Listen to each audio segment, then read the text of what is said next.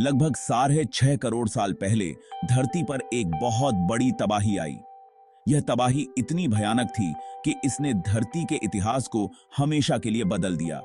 एक बहुत बड़ा उल्कापिंड धरती से टकराया, जिसकी टक्कर से इतनी ऊर्जा निकली कि पूरी धरती हिल गई। इस टक्कर के परिणाम स्वरूप भूकंप, ज्वालामुखी विस्फोट और सुनामी जैसी बहुत बड़ी प्राकृतिक आपदाएं आईं। इन आपदाओं ने धरती के वातावरण को पूरी तरह से बदल दिया। इस तबाही में डायनासोर सहित धरती की लगभग 75% प्रजातियां खत्म हो गईं।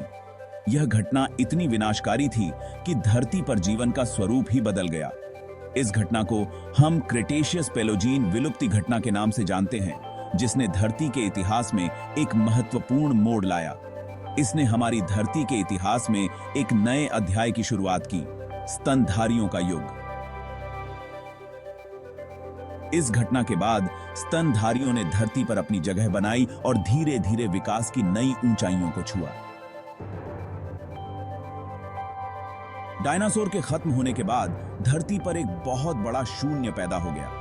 यह शून्य न केवल पर्यावरणीय था, बल्कि पारिस्थितिक तंत्र में भी एक बड़ा बदलाव लाया।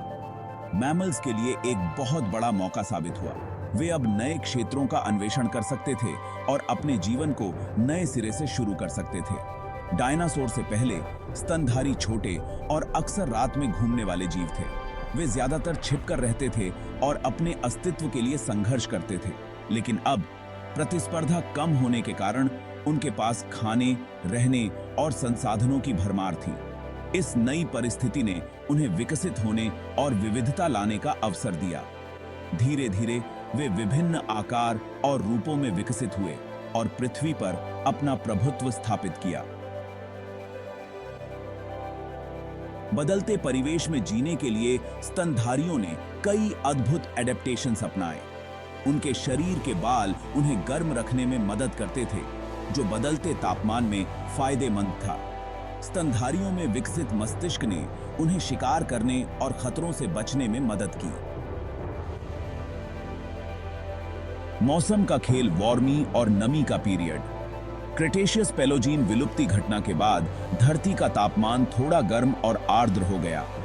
यह जलवायु स्तनधारियों के लिए अच्छी थी, खासकर उष्णकटिबंधीय क्षेत्रों में।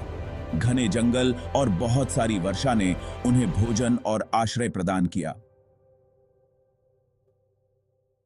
स्तनधारियों का राज, एक नए युग की शुरुआत। समय के साथ स्तनधारी आकार, आहार और व्यवहार में अलग अलग होते गए। उन्होंने नए आवासों को अपनाया और अलग अलग परिस्थितियों में जीने के लिए ढल गए। यह विविधता ही आज हम जितने भी अलग अलग प्रकार के स्तनधारी देखते हैं, उनका कारण है। निष्कर्ष, जीवन का सफर। यह एक अद्भुत यात्रा है जो अरबों साल पहले शुरू हुई थी, जब पृथ्वी पर जीवन के पहले संकेत दिखाई दिए थे। स्तनधारियों का उदय जीवन की अद्भुत भावना का प्रमाण है।